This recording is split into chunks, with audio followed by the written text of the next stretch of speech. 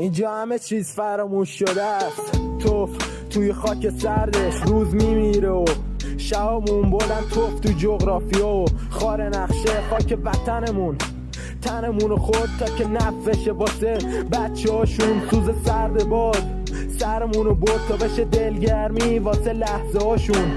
شرمندتم اگه نمردم من، اگه الکل این شبا نکشتم تش، ولی به یادت هیچ وقت دیگه روی لبم ظاهر نشد خندم. منو ببخش اگه گذاشتم یادشون بره، اگه گیر ندادم به حجاب تا یادمون بره، اگه ایرانو تاریک کردم تا خوابمون بره. من یادت میکنم نکردن خارشون ولش، راستی امیدوارم اونجا دیگه راحت شده باشی، امیدوارم خدا به اعتراضات عادت کنه گاهی، امیدوارم اگه با بهشتشون خامم شده باشی ما رو یادت نره جا هم خودت بوده باشی. به خدا بگو یه جا هست بهش میگن ایران، بگو یه نگاه کنه گرفته دورش راه زن ولش، ابراهیم و خداش واسه خودشون. من گلم آتیش فندک و گلستان کرد، میدونم احترام به عقیده ها مهمه، اگه رو گردنم نباشه پای عقیده هاش خونمون نون نریم واسه شاممون، ولی داریم اش میریزیم واسه شام غریبه.